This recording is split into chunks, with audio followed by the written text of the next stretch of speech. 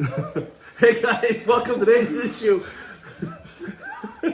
Berner Brother Antiques, we're here today with our Let's Go Talk. It's the good, the bad, and the ugly. We're going to talk through estates and collections that we've gotten into, situations we've gotten into, good, bad, and ugly. It's still cold out. It's still cold.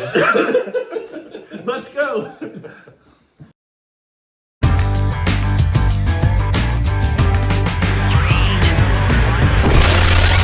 Let's go. All right, so it's definitely a little chilly outside still. I don't think Jacob's furnace works. It was. Oh, you got it fixed. I seen the did furnace yesterday. guy in the driveway. Oh my golly. Well. Man, okay, so today's topic, we're going to talk through the good, the bad, and the ugly. What's that mean? So situations that we've found ourselves in buying and selling antiques, mostly through houses, like collections or house calls or properties, or, you know, like when we get into a situation buying antiques. Right. Good situations, a bad lot of calls, situations, dude. and ugly Absolutely. situations. Throughout the years, And let's talk we've through had how a we ton of approach calls. them, because often, you know, we never know how we're going to approach the deal until after we get into it. You know, we got a plan going in, but the plan is to approach the deal, and then often we have to figure out. Right, and then approaching. A good thing. How do you start figuring out what kind of deal you're about to be involved in? Usually, Yeah. you do really on the phone. You ask some questions. If it's a For phone sure, call, yes. If it's a text, I mean, depending on what it is, ask those important questions in the beginning. Okay, so let's give we can talk about bad ones all day, but Right. there's one specifically deal that I remember. We ended up buying a house and contents, and it was from a friend. And he goes, "Hey Jacob, I need you to come out and you know buy this. This is a property we own, and we're not going to take much for it. You're going to be able to buy it right. Everything in the house, and we met him there. Josh was with me." I was wondering which way you're talking about. So we're going to start off with the bad and ugly. This is a bad and ugly one. But these are the situations we get into. This was a rough one. This was a rough one. So we show up, and I'm like, "Oh, the house looks pretty nice. This is a pretty good looking home." I'm really kind of excited because he already told 2-story. us the Yeah, price. it was a nice place. And we were going to buy the house and contents. Yes. And so I'm excited, and they go, "Well, we're not going to go in with you." I was like, "Oh, you're not going to go inside the house with me?" And I said, "No, you can go in without us, and it's okay." And I'm like, I'm not quite sure what's going on here. So literally, I'll let you take over from here. I'm going to let Josh finish this story. Well, Jacob and I decided, we're like, all right, we're going to go in, take a look, see how much it's going to take to rehab this house, and then if there's anything of value, we're going to start working through the process, basically, of what we're going to do with this place. So we go to the front door, and Jacob had the key. He unlocks. He goes in. We make it about 4 steps in, and he immediately is heading towards the kitchen where there's a back door. He goes straight out the back door and starts throwing up. It stunk so bad that it was unbearable. Now, I think I must have had COVID at the time because I could smell it a little bit, but I mean, it hit him like a ton of bricks. He goes out, he's literally throwing up, gagging, and he's like, "I can't go back in there." He said, "You're going to have to do this." So we're talking about the bad and the ugly. This is legitimate. What were you in that house? I was in the house for as long 20 as it took seconds. to get to the back door. That's Like all longer. I went right back out, and then I actually broke the fence. It was a privacy fence to get out instead of going back, because I couldn't it was get it locked open. on the outside. It was locked on the outside, and I wasn't going back. He was through like, the "I'm house. not going back through." He broke the fence to go out the fence. We were buying it anyway. We have to replace it. We knew we were going to replace the fence, but so yeah, that truly happened. oh man, it was so bad. And when we had this segment where we talked about we have some time, we just got to get rid of stuff. Right. There was nothing salvageable. Well, Maybe there the was. second half of this, Okay, we'll let Josh take over. I did have to. I mean, we're getting ready to spend a decent amount of money, so it's like, well, I gotta go in and check this place. I end up going and checking every room, looking to see what's there. I come back out, and I did it as quick as possible. I come back out, and when I came out, it was like my pants were moving. You remember that? Yeah. The fleas. There was so many fleas in this house. I mean, I actually was jumping Yeah. and they were like shaking, falling out. It was bad. It was. We talk about bad and ugly. That was as bad and ugly as it gets. And that, I mean, we could talk. We've got war stories like this. We Yeah. could talk about all day. And here's the thing, though. Those are situations where, also where someone has left the home, though, or no one was actually living there. And I guess we should talk about how that situation happened. Yeah, no one was actually living there. So we're not talking about someone's how they were living.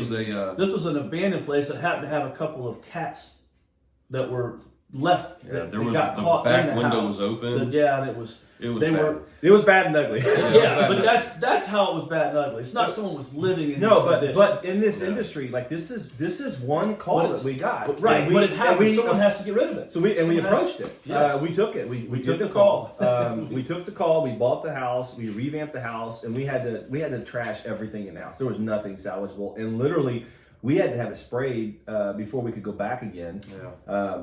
We actually had that fumigated a few different times, and the person that did the fumigating, he was like, "This is one of the worst I've seen." Yeah, it was bad. It was really bad. But we did. We got it all fumigated, and like Jacob said, the stuff had sat for so long. It was a situation where the home sat empty. A window was left open. Animals were in and out, so it just got really bad, and it happened fairly quick. And the person that owned the house obviously didn't live there, but they lived in another state, so they were working on trying to get back here to be able to get that property sold. Right. So that's what happened. So that's how it was kind of like a. So this is interesting. Is we go on house calls every week, and we don't know if we're going to walk into one like that, Right. or walk into one where there's a collection of the best stuff you've ever seen. You're like, how is this even in this location? Right. You know. So we just talked about that bad call. So I'm going to flip the script now. Lucas, Silk, and I go to a call in northern Ohio. We walk into the house, and instantly I'm like, wow. I mean, the house was just this little tiny home. You know, you'd have thought, the house might maybe $70,000, $80,000 home. Judging the book by its cover. Yeah, seriously. Kind of, you know what I mean? But that's the house call. We walk in, and there's a $36,000 cost pot. Right. There's a parlor suit that costs $90,000. There's a Rembrandt. They sent the Picassos off to an auction. Like it's you look at this house and it's like, how does this even happen? Where you've got $1 million collection in a house that's worth hardly anything. I'm not saying hardly anything, but just relative to what the stuff was in it. You would think you were walking into a mansion, right? So you can't judge a book in the house is 10 times worth 10 times more than the actual Blindfold house. someone, take them in the house, and then tell them what you think it looks like outside. Yeah, and you'd be like, totally wrong. Totally different. No, I mean, and that's crazy. So before we bought the Heart of Ohio Antique Center, we were flipping houses, buying and selling houses. We were still buying and selling antiques throughout the entire process. But so a lot of times we would, somebody calls up with a collection, and someone had passed on, and they're like, "Hey, we'd like to sell you the house and contents." Right. They collected antiques, but we know you guys will buy the house and the contents, and so we've done many of those where we bought everything, lock, stock, and barrel. And you really just never know what you're going to get into. And once again, it could be a family member or someone that's trying to get rid of something, that burden that they have in their life, that it becomes a burden to them, and you're trying to help them out. They don't know how to, because honestly, if you don't know how to navigate through those things, how do you find out how to navigate through them? Right. If you're trying to sell a house or a collection or something that has happened, and now it's on you as a person to figure out how to get rid of it. I mean, that's a very real thing that happens all the time to people. It does for us, and we've been, our family has been in this auction and antiques and buying and selling, antiques collections and real estate for the past 30 years or whatever it's been. And before us, our uncle Furman was started in the 1960s, 50s in Springfield. So we've been around a long time. So we have a lot of connections, anywhere from people we know to attorneys to referrals, like all of this stuff. And so because of that, we do get into some really incredible places, buying and selling. So I don't know, Josh, let's talk good, bad, and ugly. Let's talk through some more of these. Well, I was just thinking about one of the goods. We had purchased a property, and it had some items that were left behind. Family didn't want. They wanted to go with the property, and we actually bought the property with some contents, and were able to sell the property with some contents as it sat. So you talk about a good. Oh yeah, I know what you're talking about now. That was a great place. Yeah. It was a matter of it fit somebody that we knew was looking for a property, and they were like, "Leave it alone. Don't touch anything. I just want to buy this." Yeah, and just it like worked it out. sits. It was great. It was such a great thing. So we were kind of the middle person on that deal, and that was a great one. It was kind of really just a transition. Yeah. Well, look, you talk about transitions. Sometimes that's what happens. Really, every time almost that's what happens. Someone has something, they're trying to get it to someone else, and they don't have the means or the path or the know-how to make all that happen. Yeah. So then they start, well, who could do this? And then that's when you get the call. Mm-hmm. Yeah. I mean, you say, well, okay, well, I know some people. Someone says, I know somebody you can call that can help you with this. Mm-hmm. And then they'll call us, and then here we come. Yeah. Hopefully, and we're trying to help people get through those tasks. Well, yeah, and it's one of the greatest things about our job is we solve problems because of that. I mean, we'll get into a situation, not just a house call, but into a buy where we don't know what to do or how to do this, and that's when that's fun for me. You know, like I get excited. Yeah. I love those challenges. One of them. Here's an example. We bought a collection out in Columbus, Ohio. We filled 17 loads out of Columbus, Ohio, out of one building. Bought a gentleman's shop and private collection, and he had massive buildings. 17 semis we sold for 1 year straight out of this collection. It took me about 6 hours to come up with a price that we could agree on. Like, he had a price in mind. Again, collector dealers are easier to buy off of because they understand, like, you guys got to be able to make money. Right. We understand overhead, and so it's easier to negotiate a price out. I was there about 6 hours. We bought the deal, and as I'm figuring this out, I'm out calculating. Okay, this is a semi-load. This is a semi-load. This is a semi-load. Where am I going to store it? Not only where am I going to store it, but as I start selling this, how much overhead attached with each segment of this that I have to sell. And for me, like, I love that challenge. We were able to buy that 17 loads. We had a full staff there every day. We're taking it back. We ended up selling for 1 year. And I probably still have some stuff left from that collection because we just do. We got leftovers. I think you probably have stuff left from every collection. Somewhere Somewhere. building down here. It's a piece, one piece. Yeah. Often that happens, but Yeah. that was an interesting one. And that person was an antiques dealer, and they collected rare stuff. So we had there was a pair of paintings in there that we sold for I'm thinking $65,000.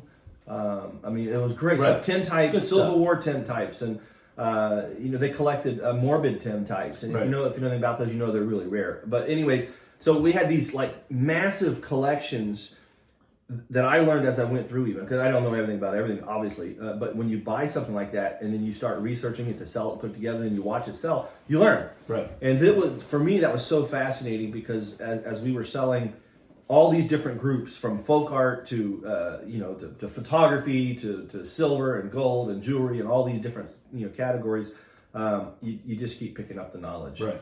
And that's a good one for me. That's a good one. That was a good one. So we've had one that was good, bad, and ugly. Good, bad, and ugly. Yeah. Which one? House call, mouse call.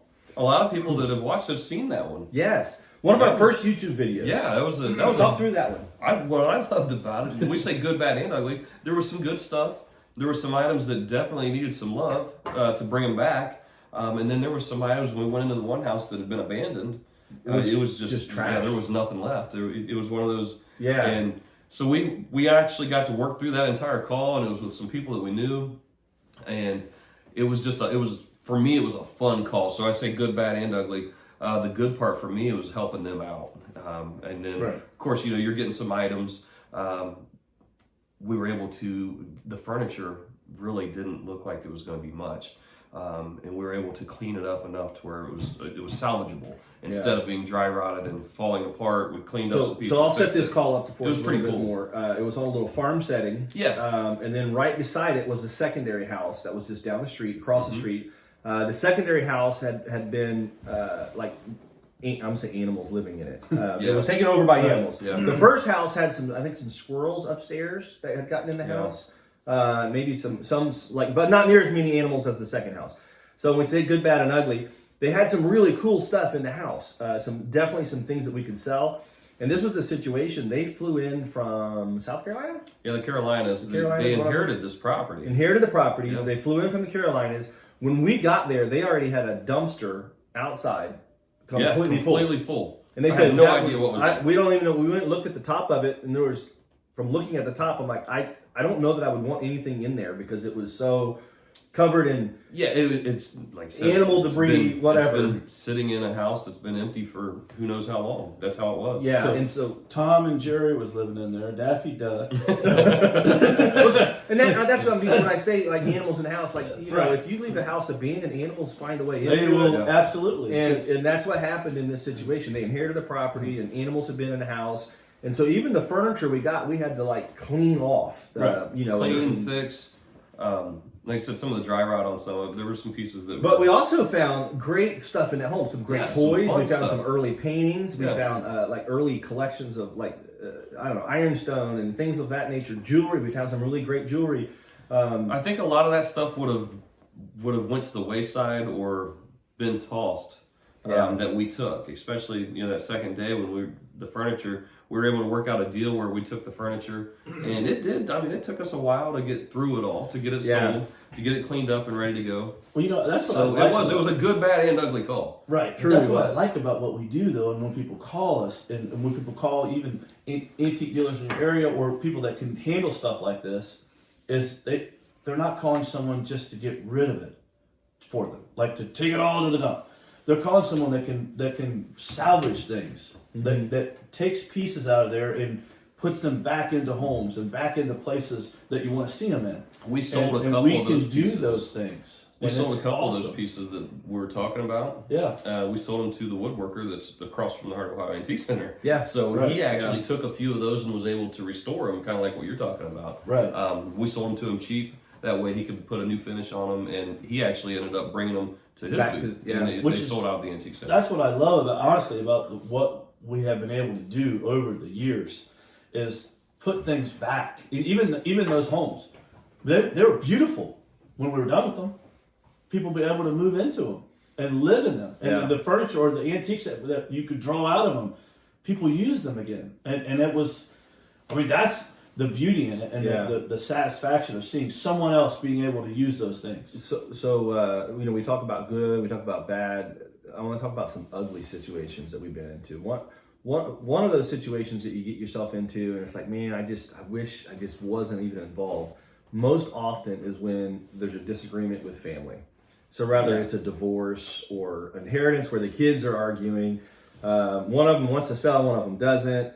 One of I would say the ugliest situations we got into, and I think we talked about this once before, was we actually bought a collection and we were selling it, and the sheriff walks in and serves his papers in mid-sale and says that we can't write the check to the person we bought it from. They were getting sued by somebody else in the family and it had to go to the court. You catch yourself in these ugly situations like that, or you get a call and you go and you buy this stuff, and then you get back to the house and or back to the auction house, and you get a phone call from another member of the family and saying they wouldn't sell us anything. Would you sell me these? And that's my mom's stuff or my dad's stuff. Man, I hate those situations. Right. Those are the worst. Those are the ugly ones. We fielded several calls where people have called, other family members have called and said, "Hey, do you still have this or that?" And you hate it when Those that are happens. gut-wrenching, And to be honest, the reason you it's hate it so when it bad. happens, first of all, you absolutely want to try to get it back to them, and there's times it's already gone. Most of the time, it's right. like, because we do turn over a lot of stuff very quick. Yeah. So I don't know. It's like you said, those are just ugly situations that you hate to be in. Those are the ugly situations you hate to be in. But that's also fielding calls. I Yeah. mean, when you're in the process of the good, the bad, and the ugly of this world of buying antiques and fielding those calls and knowing how to handle them. Yeah. I mean, I think we do a really good job, and I think if you're trying to do those things, try to field the call and feel it out. Talk to the people. Find the situation. Make sure you understand the situation. Yes, right? because there's always a backstory to everything when people are buying or selling things, especially when people are selling multiple collections or housefuls of stuff, or there's a reason, and then sometimes you just want to make sure that it's okay. Because the last thing you want someone to do is sell something that they don't want to sell, or they're not ready to sell, or they think they are but they're not, and then they got that. You have buyer's remorse sometimes. The seller's remorse is very real. Sometimes we've had people sell stuff to us and then they want to buy it back. So here's They'll a pay good more one. for it. Or buy it back. Here's a situation like you're talking about. And so a gentleman brought me a Navajo rug. Had a hole in it this big. Okay, without the hole in it, that rug's worth a lot of money. Right. but it had a hole that big. He brought it in and he wanted around $500 for it, and I was like, I just don't want it for that. I ended up negotiating a price out where I paid around $200 for it, which was like top price for that rug. I think I sold it for $210 or $220 just to turn it. I get a text from him a week later saying, "You robbed me on this rug." I already sold it. You know, I made my 10 or 20. I barely made any money on it. I get a text saying that you robbed me, you took advantage of me, and all this bad stuff, right? You know, and how bad of a person I was, and this just goes on, and insulting my character and my integrity, and that, I mean, you get in those ugly situations, and that bothers you, though. It does. It bothers me. It's like, man, I don't. That's not what we're trying to do. No, that not bothers at all. you. I'd rather, I just rather have not done business with you, right? You know, at all, right? Than have that happen. And you would love to say, okay, here's your rug back.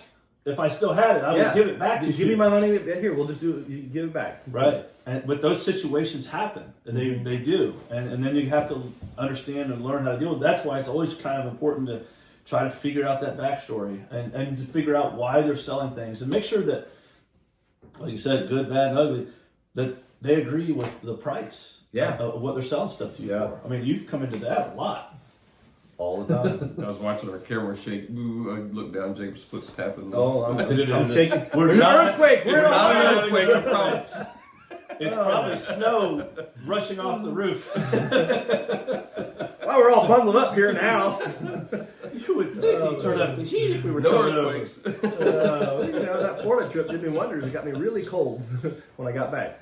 I don't know. You know, this business, guys, if you're out there and you're buying estates and collections, you're going to catch yourself in good situations, bad situations, and ugly situations. Other house calls, Josh. Let's just work through a couple more and we can share some interesting circumstances or situations. Good house calls. I love it when people already have an idea what they want for something. Mm-hmm. And there's times that you walk in there and they're like, hey, this is what I got. This is the price I want for it. And you're like, okay. Yeah, shake hands and it's done. We're packed up and it's just a great, smooth transition. Those are the best. Yes. Yes. I mean, we had a couple, we bought their collection. It was in 2 showcases. And they were in retirement home.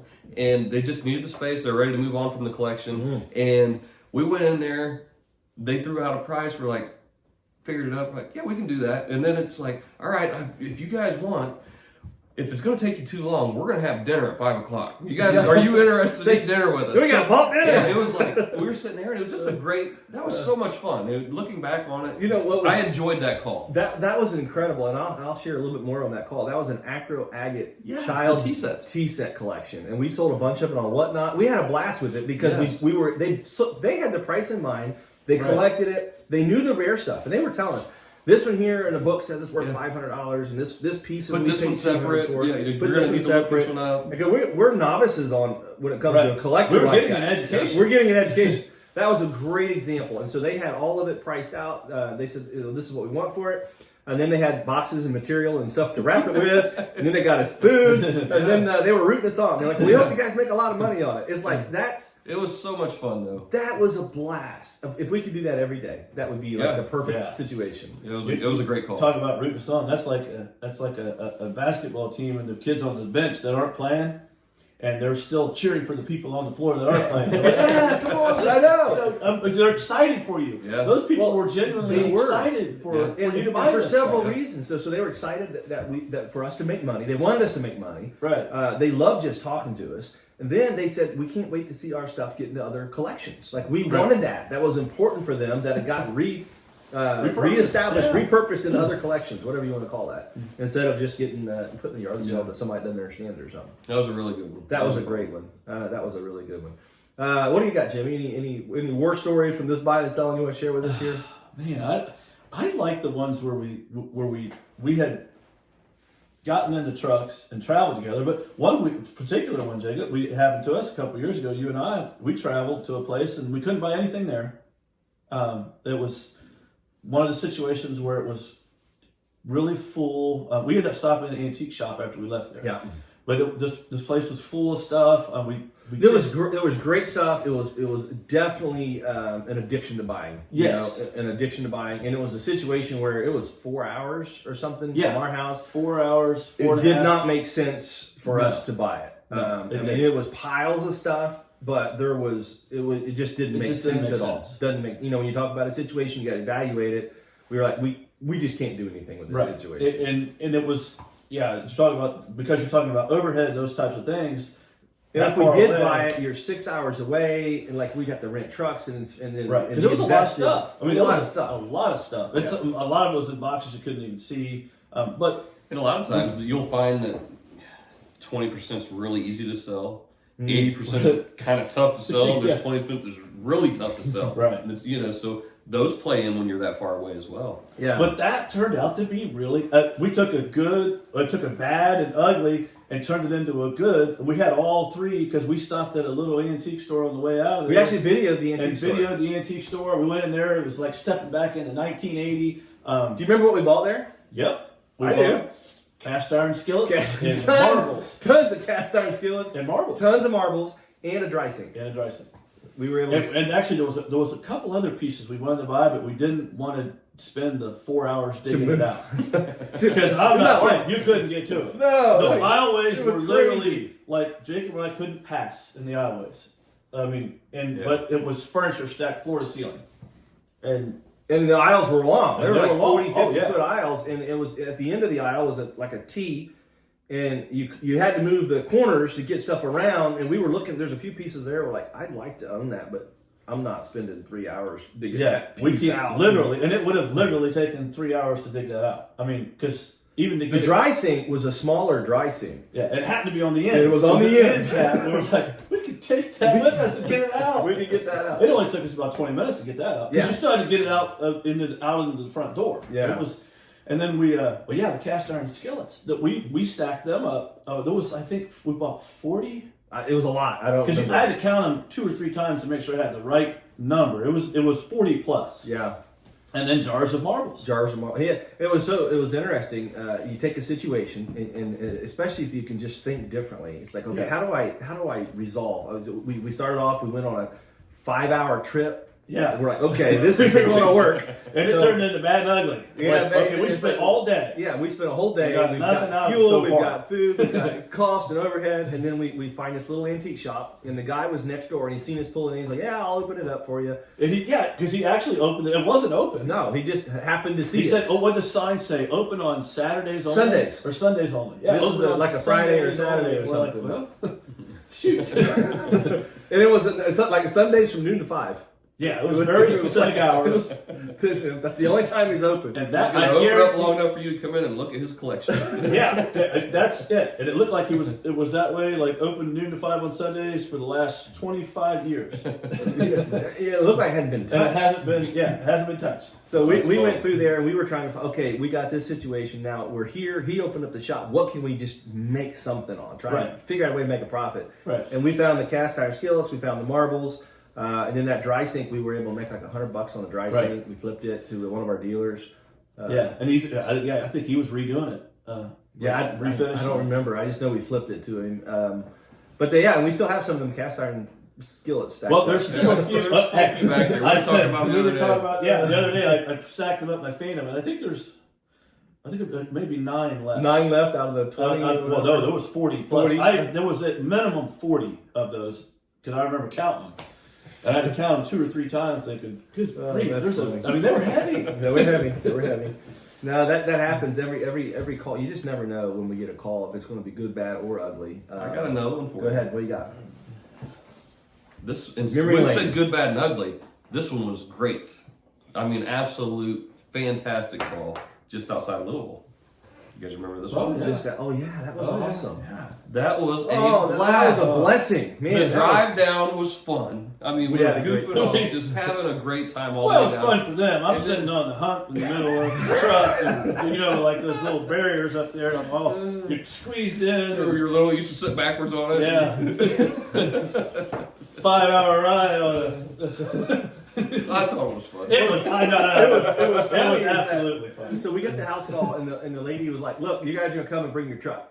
Yeah, and they matched our energy. Yeah, we were kind of slap happy, and they were having fun. And but just vetting that call up front, you're nervous because when you go 5 or 6 hours and they say bring a truck, we've done that where it's been like way overpriced, and it's like, well, we can't begin to buy this stuff. But this nice lady was like, look, you guys come bring your truck, you're going to like what you get. And it'll be the right price. I'm like, you don't want to talk about price up front? Nope. Just come on down. I got this, and this. I bought it all, but I'm ready to sell it to you. Yep. And it's somebody that watches us sell and whatnot in places. So yes. they see what we do, and they know we had to make money. And that's why I was like, you know, we won't pay what the stuff's bringing. And like, no, we understand that. We need to get it cleared out. I bought too much. I got to get some stuff emptied. There. Awesome. Start going down. As we go, the roads get smaller. Yeah. Right? The country gets... they do. Yeah. The houses start Well, we spreading out. started There out ain't on very a many 4-lane homes. highway. And then we're on did a- we pass that cow A already? breezeway, and then we're on a 2-lane road. Next thing you know, there's no marks on the road, no paint, and we're on a 1-lane road. Gravel type road. Then it turned into gravel, and then you're like, we're almost there. And I'm like, well, we can't get any deeper. We're driving through a field next. But it was awesome. We Oh my pulled God, up to that there was place. beautiful. It was a beautiful home, beautiful setting, and the people were just as the beautiful. nicest, They were awesome, the nicest people in the world. man. very inviting. Yes. Actually, Jake, Gave us a bottle of bourbon. Yeah. and they said it. 5 minutes after being there, it was like we were all. It was like Family. going to family's house. It You know what I mean? was. We're They goofing said if off, we having a needed to good time. stay, they had the guest You house. stay here in the guest house if you guys want to spend the night. If you can't get it all done and whatever, and we're like, that is such awesome Yeah, feeling. That was a great experience. I mean, It was. Absolutely. again, when you do a call like that, man, you get done with it and you're like, that was just incredible. You know, Yes. they were excited to sell the stuff to us. Right. Great people. I was excited to meet them. Yeah. And when I left there, I felt like I would like to. I mean, If they were close, we'd be friends. Yes. Like every I was- day, we'd I be was hanging not out. like I wanted to To be get some friends, dinner. but it was Yeah. like I wouldn't have a problem meeting those people again and, No. hanging out and getting to know them. That was a fun call. Extremely fun. And you know, that's Jimmy, this attitude in this business, like talk about good, bad, and ugly, you have to have the right attitude. Oh yeah. If you don't have the right attitude when you go on these calls, Not we just talk calls. about this a lot. We talk about calls, good, bad, and ugly. You talk about personalities of good, bad, and ugly in the calls themselves can really dictate. It can be wonderful stuff, and it can be great prices, but it could be someone that's really maybe struggling or just not in the best of mental state situations. That I feel bad for that. Yeah. and that could be part of the ugly as well. Yeah. And then our attitudes when we go, Sure. you know, when we show up at a place, I mean, there's some times where you're just like, oh my God, I don't, you know, like I got all this stuff on my mind. I got a catalog to get done. I got 100 things to do, and I got to go run a call. Yeah. And it's like I don't really have time to do this, but I need to do this. So Right. my wrong attitude, Wrong attitude. wrong Yeah. attitude, can't do that. Hey, and here's the good part about that. Usually, if there's the three of us, One of us has got a good one of us has attitude. got a good attitude. And if one of us has a bad attitude, the other one's putting The us other in ones are, check. hey, we're putting you in check, punching, getting the gals going on. Ooh, somebody needs to talk to mom. So there are some other situations that's been fun. We had a house call in Springfield, in an apartment situation. We had to go up the stairs, down the hall. On the elevator. Again, someone that buys from us, that buys off of different places. They're like, look, and we had no idea the stuff that she like. I had no idea what we were buying. And the young lady was like, listen, this is good. This is a good deal for you guys. Right. You're going to make money on this. And I just, you know, I bought all this on whatnot in different places. Right. And Backstory of what do you? I bought it all. I know that what it's worth. I know what I'm going to sell it to you for. I just want it all cleared out so I can buy some more from you. or change. change. I just wanted change. Yeah, she wanted change, and she wanted to be able to do it. And the way to do it was to get rid of all the stuff she had and do it again. And that was her task. excitement. The excitement, the cycle of what she was doing. But wasn't that a It was blast? fun. So much fun. I mean, it was hard work. You Oh, yeah. know, you're carrying boxes down I the say hallway. you wrapped, and downstairs. Jimmy and I carried. And this apartment was so we're in an apartment complex.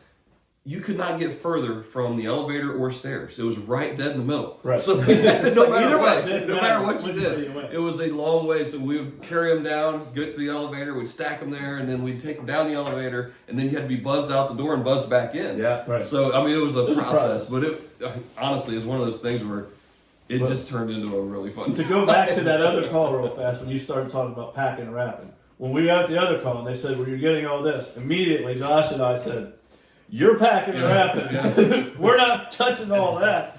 Because the Mr. Professional Packer Rapper over here, I won't be responsible for all that glass. That's funny. But he's really good at what you do. You've done it a long time. And he can take a whole, I mean, it was amazing to watch you eat up this room of glassware in boxes, just the way you pack and the way you do things. Because that saves time.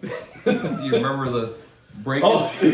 Oh, yeah. Hey, he broke a piece and he didn't think we'd seen it either. He was like, and he had a piece in his hand. Yeah, he said, "Be careful with that box." Well, Like, you just broke it. What do you want us to be careful with it for? well, and then there was another piece though. Wait a second. I don't know about all this. I heard it nick, ting, and he I don't think he knew we heard it nick. And I walked over and he said, "Here, this has got a chip on it." And I was like, "It does." I said, "Yeah." I said, "I think the piece is right over here." That happens. But you're right, it happens. But that's also, honestly, when you talk about buying a large volume of things in the good, bad, and the ugly, there's going to be a small, tiny, sometimes percentage of things that get broken. Mm-hmm. And hopefully it's not It's not the one. not the big piece. It's not that one. It's not the one. Yeah. Because, well, Lucas got a little lesson in packing one time. I took a lamp to Don. I got it down there, and it was, we unwrapped it, and it was, had a broke piece on it. Yeah. Yeah. And I think if I remember right, you were trying to tell him. I said, don't pack it that way because Don't it'll pack break. it that way. You know, what happened, I've done this so many times. I mean, I've literally probably packed 1 million items or more. And, Right. and packing for putting in one of our vehicles and hauling it is way very different Oh, yeah. than UPS or postal packing. Yeah. And when you learn surfaces, you learn what can touch, what can't, how to pack. And that was a situation where Lucas and them were packing lampshades, and I'm like, "Don't do that. It's going to break. It's going to break." Yeah. They learned a lesson. Yeah. Learned a lesson. But It's one of those valuable lessons, right?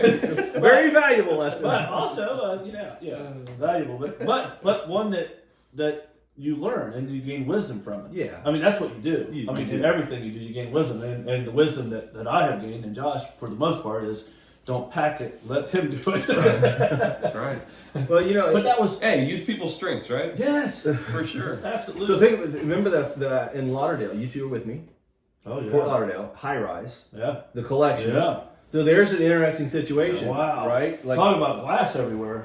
glass was everywhere, and like we go in this high rise, and it's like, I don't know, 12th, 15th floors up. It's not the bottom two. It was way up there. It's way up there. So a lot of times we'll catch ourselves in that situation where you're in this, you're like good, bad, and ugly. This was good, bad, and ugly because the bad and ugly was like how far we had to move it from Fort Lauderdale to Ohio, and then from the top of that high rise down to where we could actually put something on a vehicle. But the collection was really cool. Yeah. It was a fun Nice group of stuff. And they were collectors, and they knew we had to make money, and they priced it accordingly. So it was one of those things. But man, you really never know when you get that call what it's going to end up being. And any call can be good, bad, and ugly, or good, bad, or ugly. Right. And then when you do that, the preparation that goes into that too. I mean, how many boxes do you take? How much paper do you take to wrap? I mean, how much space do you need? Do you need furniture pads?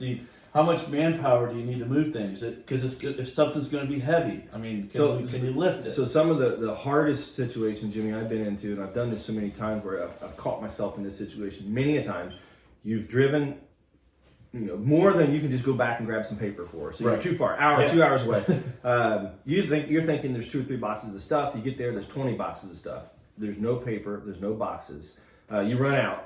So then you're taking and you're layering and you're trying to find anything in a house that might be salvageable, clothes. You know what I mean? Oh, yeah. Like anything you can wrap and pack in. We did this the other day. You did? See? There you go. Let's talk through that. Because that happens. Florida. Yeah, when you were in Florida, we did it. We sure did. Well, the call was for 3 pieces of furniture. Yeah. So we've got the truck and all the furniture pads. No boxes. We bought 1 piece of furniture and 50 pieces of glassware.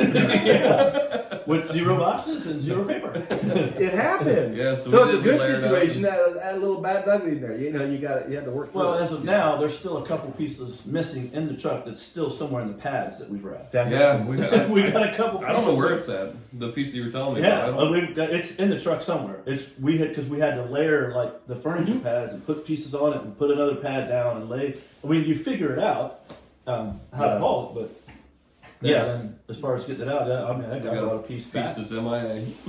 I brought a piece We back got from MIA. Alabama one time. It was a lamp base. Oh yeah, you delivered a load and brought a base back. I delivered the whole load, and the guy was awesome shade. He said, "Where's the base?" And we go out and look in the truck, and it's wrapped in a pad. I said, I brought it back. I'm sure you wanted that. What? Yeah, come on now. I mean, did you need the base? Okay, Josh, let's talk about maybe, I don't know, I think it'd be interesting for our folks to understand some of the situations we catch ourselves into that are some of the ugly, not necessarily the circumstances with people, but the circumstances in the environments that we've been in. So we talked about the opening of this segment, we talked about a really bad, ugly one. And we had another one where we got into where there was an infestation that we had to have the house sprayed several times. Yeah. It was an ugly one. It was great stuff. Great stuff. But it's just a matter of Right. how are we gonna attack this deal? And it took a little bit of time, took some effort, and what we did was just sat down and looked at, okay, how do we make this into a positive? How do we get this stuff, get it ready to be put back out on the market? And we ended up having to fumigate the home before we ever went in it, and we actually fumigated it twice. And then we were able to get the items. So sometimes working through that stuff, if the collection's there and it's worth it, how do you manage the situation? So that one was a toughie. That was a toughie. We definitely managed it well. We got all the items out to auction. So I thought it turned out good. It did, and not only did it turn out good, the family they were so appreciative. Were appreciative, and then they ended up calling us back. Yes. And then we went on another call with them. For a different That situation. building, honestly, sometimes we call it going above and beyond, right?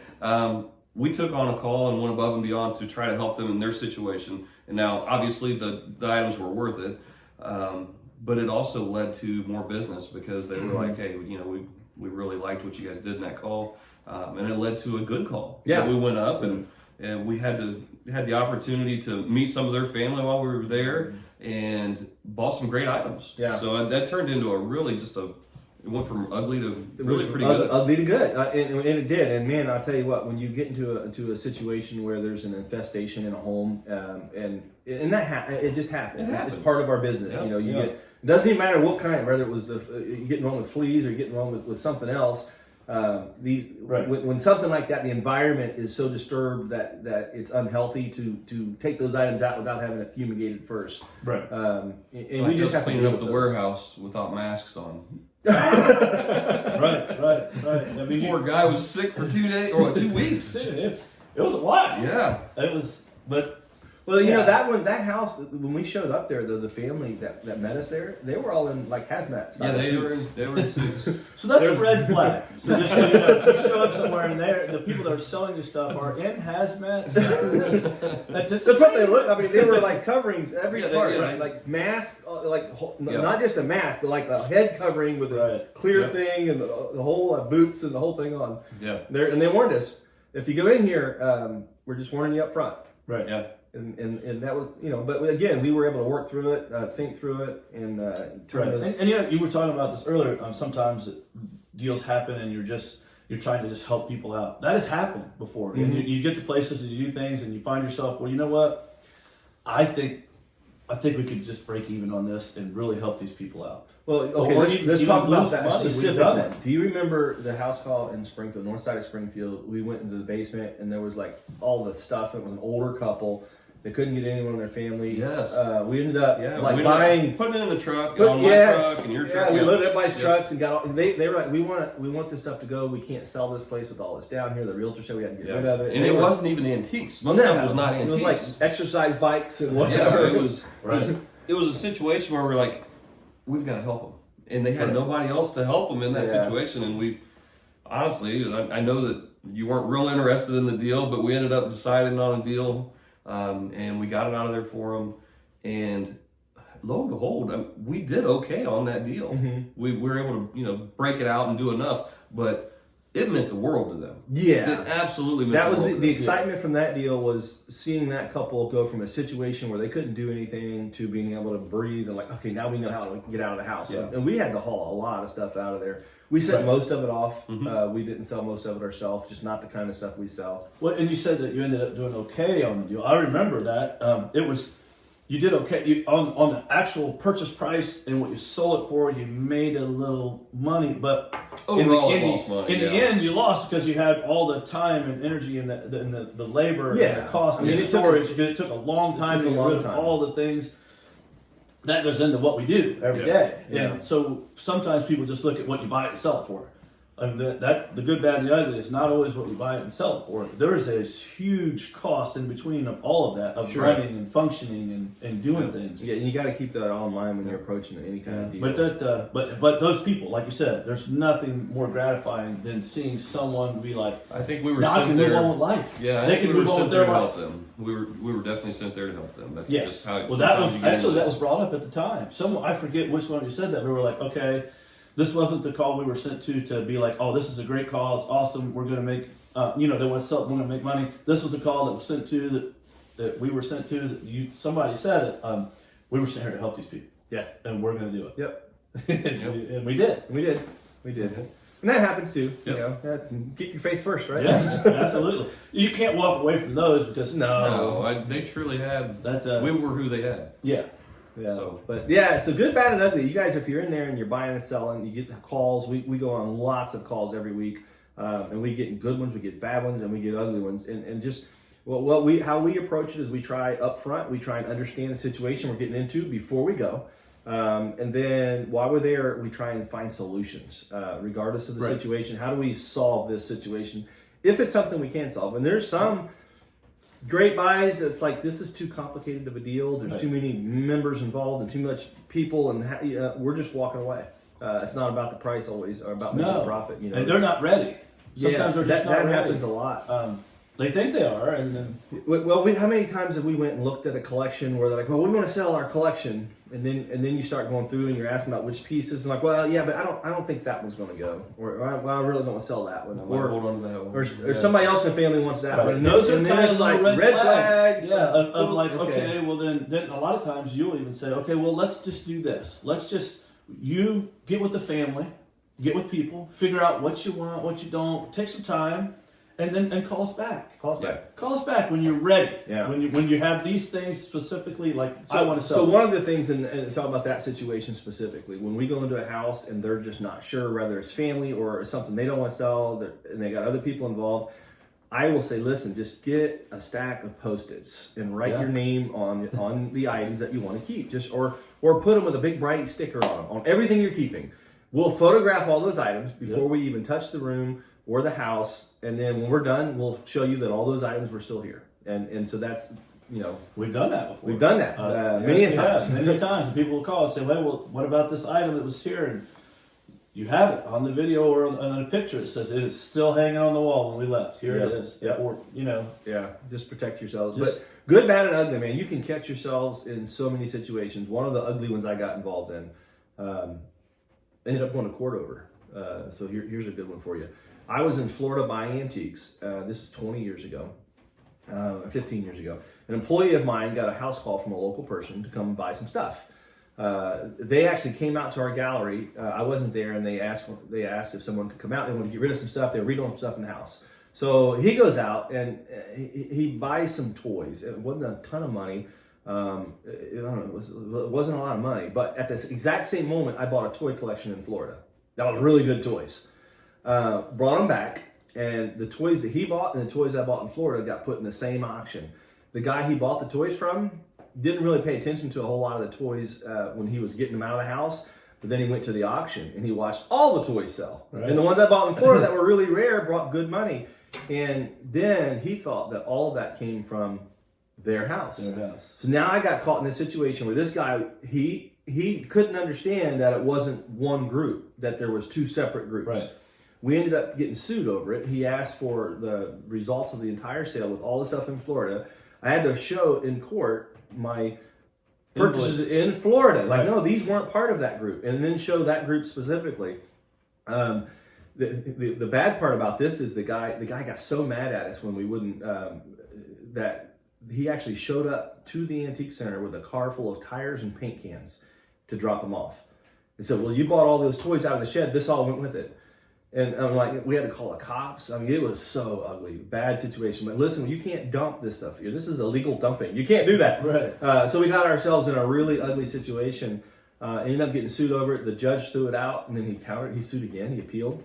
So it's like, dang on. Right. And then we had to go through that. So you got to be cautious and careful. You can't be overly cautious on any situation. But you can't be afraid either. Right. But there again, there's a situation where those items were gone. No, they couldn't all give gone. them back to No, them. no, everything was gone. It was all gone. I mean, and you can't fix that by giving the items back. Right. Well, I mean, that's what you go to court and the judge throws it out and says you didn't do anything wrong. And this stuff, actually, all this list of stuff he had written out was from Florida, but it just happened. Because I often will combine collections in an auction. So I was getting ready to say, a lot of times when they're selling platforms, these are items that are combined with other items because you're trying to bring like-minded people together to buy these, make it worth their while. Yeah. And you'll end up with 2 or 3 collections, and you're like, all right, I'm going to sell this group together. So I do that with art constantly. Right. We'll get an art group, 2 or 3 paintings here, 5 or 10 here, 2, 6 or 8 over here, and then we'll do like an art focused auction, where we'll have 100 pieces. And then you get people that are interested in it, and usually as a whole it brings more. And so we do that a lot. And then we did the exact same thing with that toy collection. I bought that group in Florida. He bought a group up here. And I'm like, listen, we got a nice toy collection now, so let's do a special toy sale. Right. And then, man, the guy thought every toy was his, and he was so mad and angry and showed back up the next day with all the tires and paint cans. And then we had to call the cops, and then we got sued. Had to get an attorney involved. Go to court, show the judge everything. He dismissed it, and then again it got appealed and had to go do it again. So interesting. But those are ugly. Yeah, I mean those are ugly. that is what you want to watch yourself getting into. Ugly situations. In situations. So and honestly, when we buy things too, I mean that's why a lot of times we'll write a receipt for stuff. Oh, you have to get receipts on everything. Receipt, please get a receipt. Because when you buy it and someone says, "Well, where'd you get that?" Yeah, that's the instance where you need. So here's an interesting thing that happened. Not too far from here. Matter of fact, Josh, you and I ended up buying a house and contents later here near Donaldsville. Before, just south of Donaldsville. Yeah. Okay, back up 5 years before we bought that house and contents. Mm-hmm. I got a call to go out there and buy this gentleman's collection. While I'm there, I bought a collection of stuff. So the situation was a husband and wife. The husband had passed away. Wife called me, said, "Hey, Jacob, I want you to come buy some stuff." I go and I buy this collection of stuff, get a receipt and everything. And I was looking at some stuff, an ink pen specifically that was a gold pen. And she really wasn't wanting to sell it. And we talked about it and I had set it down. The next day I get a phone call from her and she's mad at me for taking her pen. I'm like, I don't have your pen. I didn't take your pen. And I went through everything I had. I did not have it. And she was so angry with me, saying that I took her pen, accusing me basically of stealing or intentionally taking, not if not steal, but you intentionally took it and it wasn't part of the deal, whatever. And I didn't. Long and behold, like a month later, she found that pen in between the sofa, the cushion. And I didn't know. She never called me and told me. And I'm sitting here for months thinking that this lady's mad at me. But she realized that I didn't take it.